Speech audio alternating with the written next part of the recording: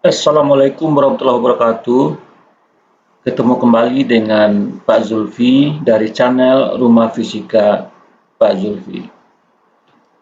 Kita kembali melakukan pembahasan soal-soal setingkat USK, USP, USN bidang fisika SMA, dinamika benda tegar soal nomor 2. Soal ini adalah soal USK tahun 2016. Soalnya adalah sebagai berikut. Ban berjalan sedang bergerak mendatar dengan kelajuan konstan V0 dan gambar ban berjalan sedang bergerak mendatar dengan kelajuan V0. Sebuah silinder homogen massa M dan jari-jari R yang sedang berotasi dengan kecepatan sudut omega 0 secara perlahan dijatuhkan ke atas ban berjalan tersebut. Ini silinder yang sedang berputar dengan kecepatan sudut omega 0 pelan-pelan jatuhkan ke atas ban berjalan. Diketahui μk adalah koefisien gesekan kinetik antara silinder dengan ban berjalan. Tentukan jarak relatif yang dijalani silinder saat masih tergelincir di atas ban berjalan sebelum ia mulai berotasi tanpa tergelincir atau menggelinding tanpa selip. Buku OSN Fisika SMA Dinamika Benda Tegar ditulis oleh Dr. Zulfi Abdullah.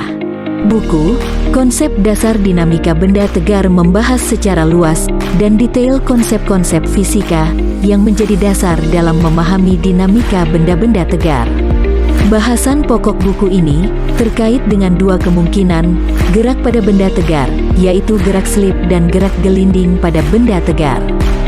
Bahasan akhir buku ini adalah tentang gerak gelinding pada benda tegar, yang diawali dengan pembahasan tentang kemungkinan arah gerak rotasi dan arah gaya gesek statis pada benda tegar, baik benda tegar yang menggelinding di atas lantai yang diam, maupun benda tegar yang menggelinding di atas atau di bawah benda tegar lain.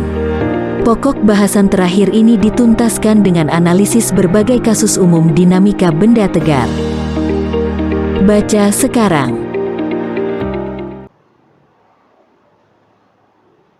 Sekarang mari ikuti pembahasannya. Perhatikan gambar di bawah. Ini adalah gambar sebelum silinder menyentuh ban. Sementara ini adalah gambar tepat silinder telah menyentuh ban. Dengan titik A adalah titik yang bersentuhan dengan ban. Pada kondisi ini, mula-mula silinder berputar dengan kecepatan sudut omega 0 dan pusat massanya belum bergerak. Pada kondisi ini, tepat setelah jatuhkan, maka dengan adanya omega 0 ini, titik terbawah mendapatkan kecepatan tangensial omega 0R yang arahnya ke belakang. Konsekuensinya akan timbul gaya gesek kinetis arah ke depan. Jadi, bahwa titik terbawah silinder yang bersentuhan langsung dengan ban berjalan, yaitu titik A, mendapat vektor kecepatan tangensial omega 0R ke belakang, sehingga akan bergeser terhadap ban arah ke belakang. Dikatakan silinder selip ke belakang, maka akan muncul gaya gesek kinetis yang arahnya ke depan. Gaya gesekan ini memainkan dua peran, yaitu peran sebagai gaya yang akan menghasilkan percepatan pusat massa arah ke depan. Itu ini. Itu peran gaya gesek sebagai gaya akan menghasilkan percepatan pusat massa arah ke depan.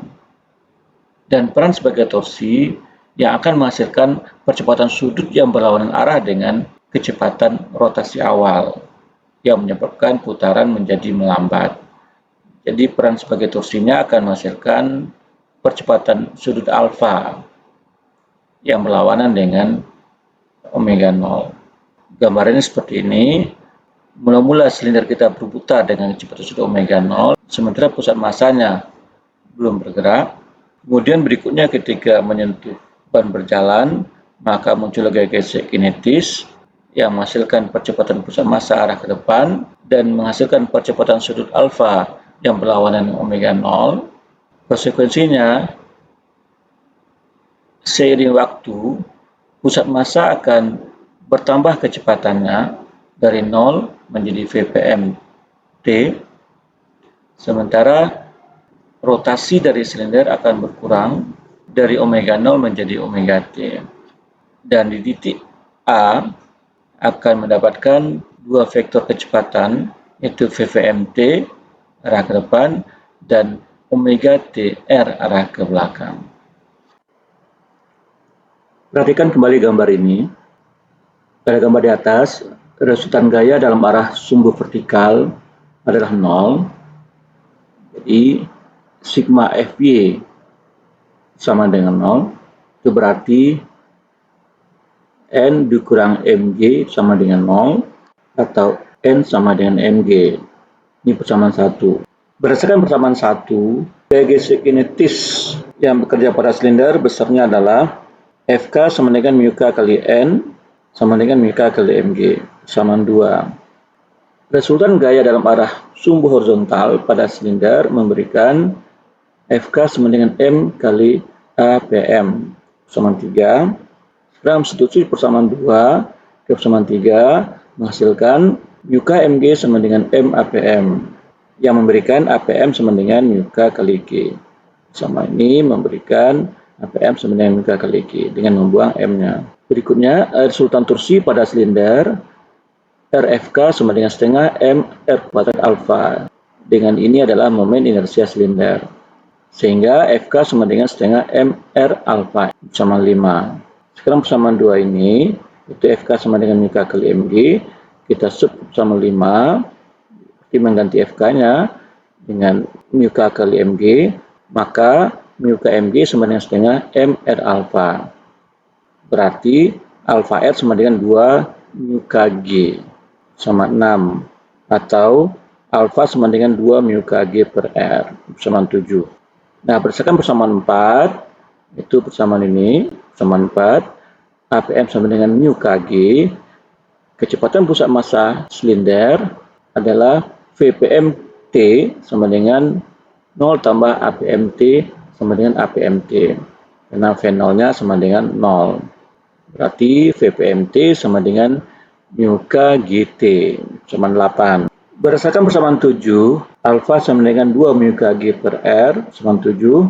Kecepatan sudut sesaat berdasarkan persamaan omega T sama dengan omega 0 dikurang alfa T, maka alfanya bisa diganti dengan ini. Hasilnya omega T sama dengan omega 0 dikurang 2 mu Kg per R dikali T sama 9. Karena kehadiran gaya dan torsi pada silinder, maka silinder akan bertambah kecepatan pusat massanya dan akan berkurang kecepatan sudut terhadap pusat massanya. Selama proses ini, silinder tetap akan selip.